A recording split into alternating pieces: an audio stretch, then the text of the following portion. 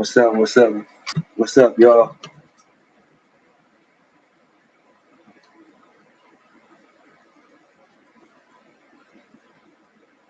I was, I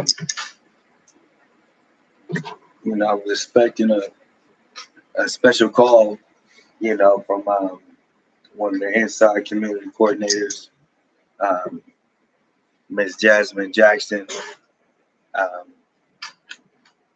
to talk about change, to talk about what it's like to transition of, being in that state of mind, and then, you know, try to come out of it.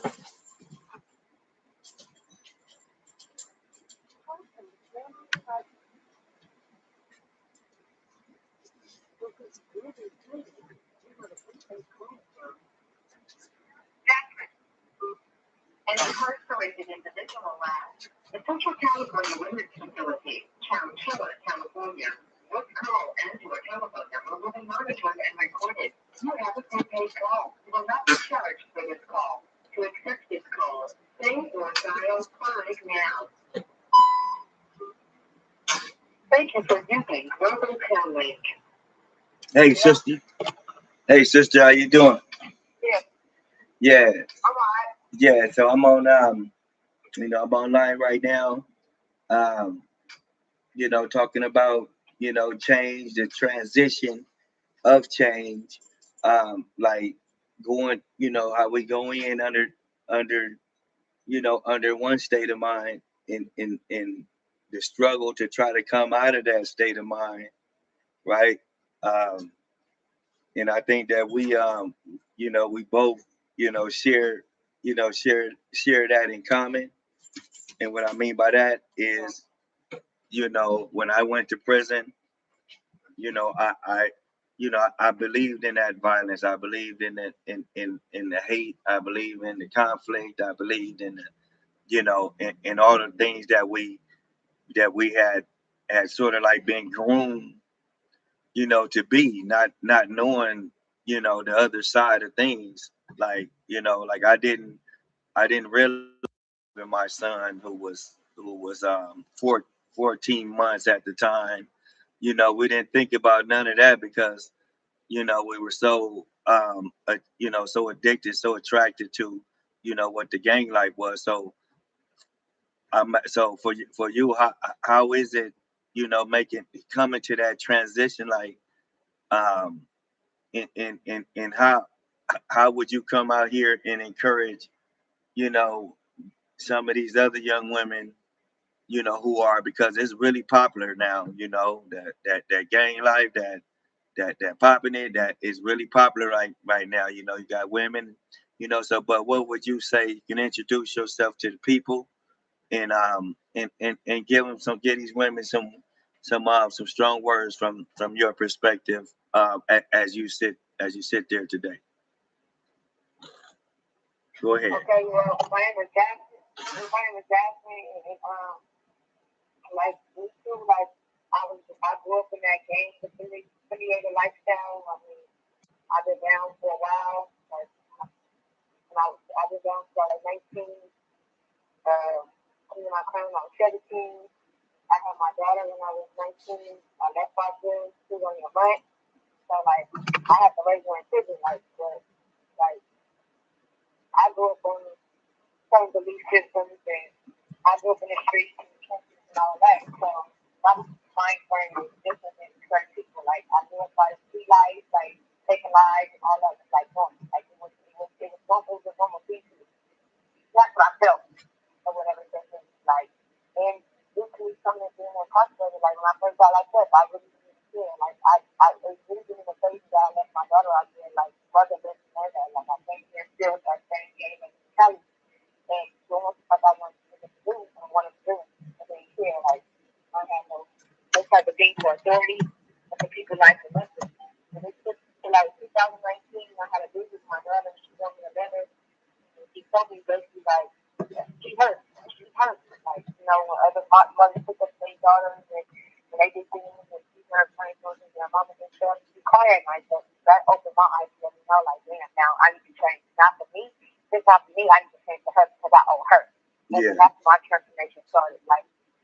yeah, I was still getting in trouble here and there, but that's my transformation. So I had to find the next and see that freedom in my daughter was more than the game and the lifestyle, more than a friend, more than a reputation or anything like that. Like now, this day, now present to this day, that's not who I am.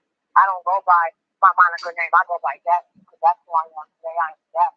Right. And it took a lot of groups. I had to do a lot of groups, you know, to get where I was at. Because I was broken. I was black. I was in poverty. I was, you know, I was all that. I was a broken black girl. So now today, I have changed.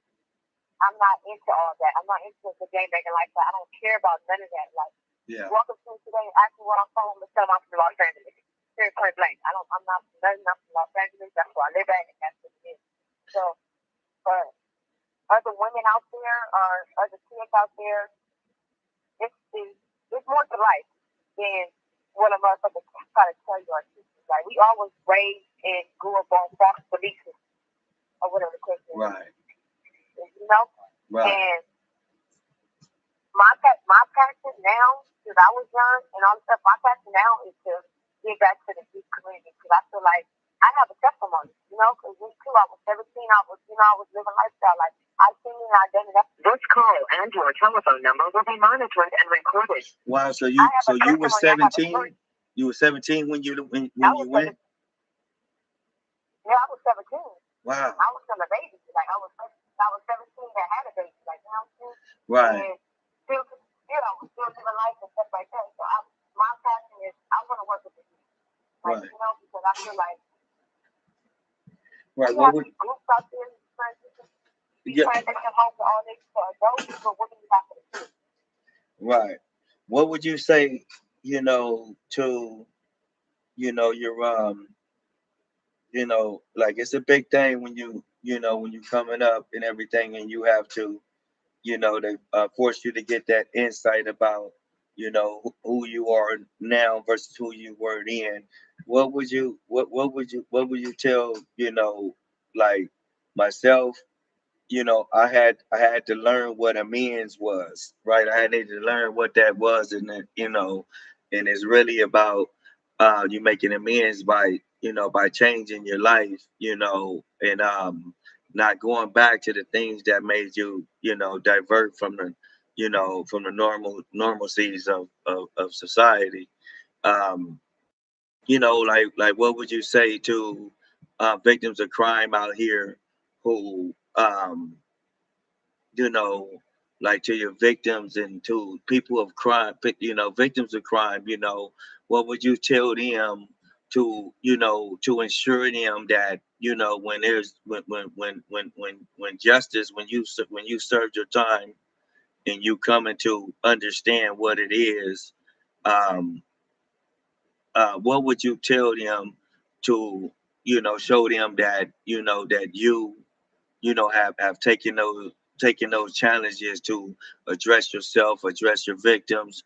Myself, I've apologized not only to my direct victims, but I even apologize to those who I brought into that game. You know, Tiny Solo, uh, Baby Schoolboy, Booger Red, you know, my nephew, Lil Wiz. Like I wrote letters to amends to these dudes, like, you know, because even though we were young, I left at 19, you know, and we didn't realize the influence that we had on people, you know, around us for that negative point. So what would you tell your victims and the victims of crime, you know, about your transition and how you understand that? First, I will start off with like a apology. I will never. This call and your telephone number will be monitored and recorded. I would never ask my victims for forgiveness because why would they forgive me? I would never ask for forgiveness because I took a life. You know what I'm saying? So I would never ask for forgiveness. I would tell them I'm sorry for what I have done. You know what I'm saying? And if they accept my apology or anything like that, I just let them know like the person who I was then is not the person who I am now. I let them know like now I have a heart. I don't, you know what I'm saying? I have a heart. Like I have worked on myself. I learned how to forgive others. Remorse. Like I feel guilty for what I did. You know what I'm saying? I feel guilty for what I did because I Right. You know, I mean, I wasn't a street life, but I didn't have to take Tanisha White life. Right. I could have walked away. I could have got in the car. I could have drove away. Like, you know, so that was a choice that I made. Right. Or whatever. And I feel bad for it. Now today, I feel bad for it. When I look back on today, I feel bad for it. Like, it hurts. It hurts. And not only, like, I know her family hurting. Like, I done hurt a lot of people. Like, I done hurt her family. I done hurt my family. I done let my family down. I done hurt, like, my community, the first responders, and all of things. Like, the people that had to see her dead body and all that. Like, you know, I just been hurt her family. I hurt everybody around me. Like, I fucked up my community, and I'm ready to get back to my community to let them know that I'm a changed woman. Like, I would never do that. And if I could stop a crime, I would. Like, you know. Yeah, and see, I think that's very important, and that's very good. That's very good insight.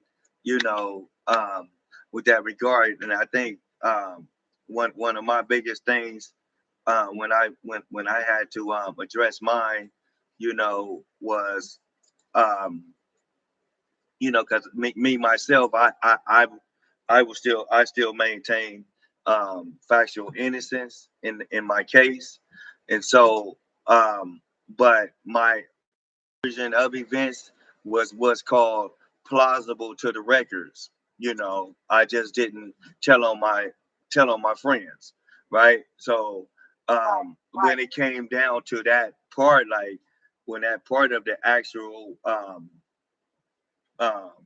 murder that took place, you know, my articulation of it, like, you know, yeah, if me, you know, I've done that before, you know, I would have been the one, you know, and when they asked, well, why didn't you stop it? And I think what was very significant is when I told them, well, I looked at him as a rival as opposed to looking at him as a human being. And at that point, that's when I lost my humanity. I realized that I lost my humanity. But in no way, shape, or form was I not a part of what took place. You know, so I you know, I bear full accountability and responsibility.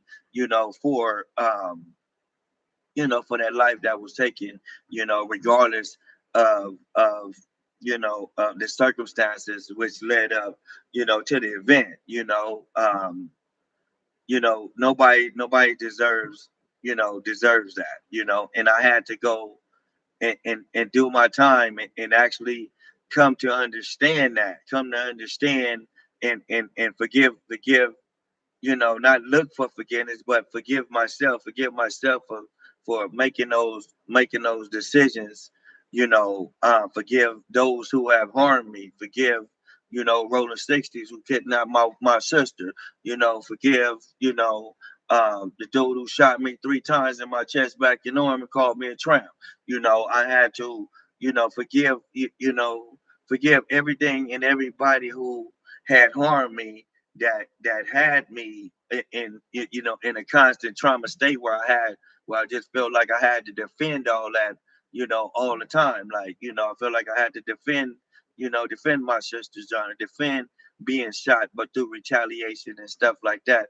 So I think it's very significant to be able to acknowledge, you know, your part, and in your part, taking accountability, you know, and being able to understand, you know, why you had went left instead of right. You know, why didn't you make the decision? And that's all, you know, and that's what it is that I think that victims of crime, as well as, you know, victims in your case, you know, would want to see. Of course, nobody wants to forgive someone who took their loved one, but there is a level of comfort within there, knowing that this person is not that same person that could come out here and harm somebody else again, right? Right. Right. Right. Yeah, that's true. Like, you know what I'm saying? And I had to I mean, I had to dig deep. I mean, it wasn't easy. Like, my transformation wasn't easy. Like, it was hard. I know I had setbacks. You know, I gave up a couple of times. Like, you know, like when I did your little group or whatever and all this stuff, like, I got 2 certificates for, you know, the first 3 and the second 3. Like, I couldn't even finish the last one because I couldn't even speak on remorse, because then I felt like, why should I have remorse for a motherfucker that can't fucking with me? Because for my children, Right. Right, and that's the same thing. That's the same thing as with me. So like, why would y'all can't fuck with me? I didn't even know y'all. Y'all came to my school fuck with me. Like, you know what I'm saying? So it's either my life or your life. That's how I looked at it then. But I had to understand, I had to realize too, like at the end of the day, she was young too. She was a young black girl lost in the system, you know what I'm saying? Addicted to the street life. You have 60 seconds remaining. And she's human. She was human, and it wasn't right for me to dictate if she lives or she dies. Right. That was that. Right. We don't know that. We can't make that decision. Right. Right. That's perfectly put. Yeah. No. That is You did good. That's very articulate. We have a clear picture of what that is. So before the phone hang up, we just wish you well. The people out here, would like to see you come out here and also be a part of the change that's happening in these communities. So we wish you good luck, Jazmin, and you give me a call back, and we'll go over those programs and support letters. Okay, thank you for having me, and I'm looking forward to getting out and being part of the program. Like I'm focused, I'm ready. This is what I want. All right. All right, you guys. There you have it. Um, Let me know, what you think. But that's just one of many, black women and women in general who have made decisions, as young women and have been in prison, 20, 20, 30 years, um, me, I know I wasn't the one that was supposed to even make it back, man. I had two big old files of that business. And so I know I wasn't even the one that was supposed to even make. I've suffered all of that. So don't tell me how you supposed to grieve. Let me know that, why you ain't gonna have that same energy when you enter the prison system and you right next door to one of them. Make it make sense. If anybody can debate me on that, make it make sense. No, ain't no that I wrote about in my book, Who Found the Longest Way. None of that is in. We don't. It's not like that. But you got, but the mentality is like that. Like the look of the people in the cause and effect of the matter is not the same.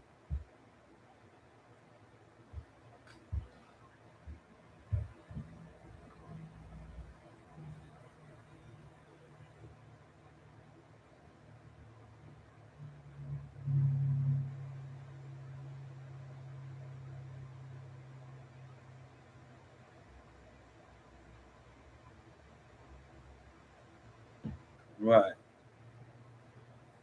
Well, everybody deserves a chance to come home, man. That's what I believe, because like I say, I was the one that wasn't supposed to make it. I had two big ass files. Like I had, my friends today, they mothers love me, but when we was kids, they didn't want them playing with me. They didn't want their kids, playing with little Kufan. Only motherfucker that loved little Kufan was my mom and my sister. You know what I'm saying? But you know, uh, but everybody deserves that shot. Down. What they do with it is where the question is. Um, Shout out to all the dudes that got out, man, and have transitioned into society. You guys are out there working. You guys are truckers. You guys, shout out to my boy Chuck from the '60s. These dudes and got their trucker license. They on the road. They're in these communities. They're working here. You know, um, you got people who have done some great things with the opportunity that they've gotten. It's my 10th year anniversary. And there's still a whole lot that needs to be done on my end. But I've been here for 10 years, almost, rather.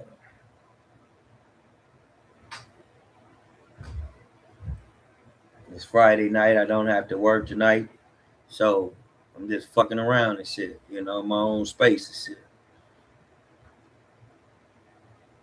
In safety position, as I like to call it. I'd rather be in safety position than to be out there in that mode. Because nobody don't like the fuck the way I talk or the way I walk. Right?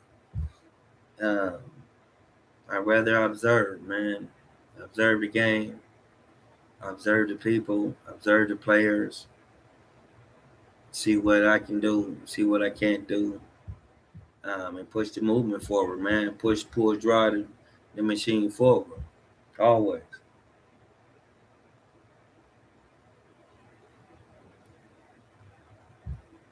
Do outlaw, what's happening, man?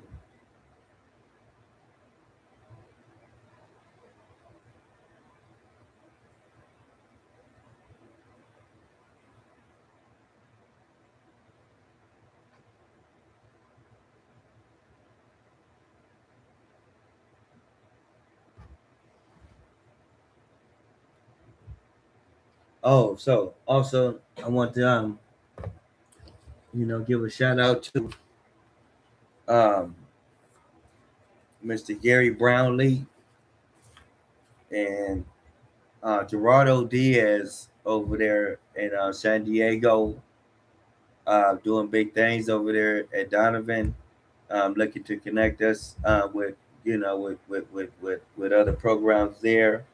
So shout out to them, man. They've taken things and running with it, man, on their own. Like I say, we are highly recognized by the California Board of Parole hearings, the Los Angeles Superior Courts, probation and paroles, with regards to bringing these services and correspondence programs.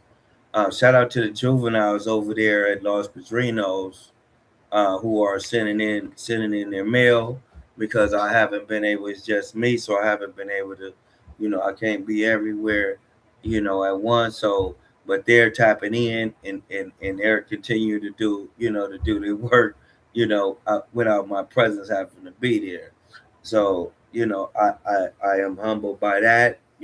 So I'm about to get ready to respond to them letters, man, and encourage them young men to continue, to learn what it is that they need to learn before they got here. And I say that to all my participants across the board, that's incarcerated. Um, learn what you need to learn, man, and make those decisions before you get here. Don't think that you can make it out of here and decide to change from here. It ain't gonna happen. You need to make that decision there so that you can be already equipped before you get here. And that goes for my juveniles, the ones that's going to be fortunate enough to um to come from up under the cases that they're charged with, come back out here and not fall into the grips of mass incarceration, which is what we fall into when we fall back into that fucked up mentality. I see this shit every day, all day, and the only thing I can do is shake my head because I know you don't mean it. All the things that you're putting on here and things like that, all the lack of checks and balances and discipline and stuff, man. And it's just sad business because you're gonna mind somebody when you get where you're going.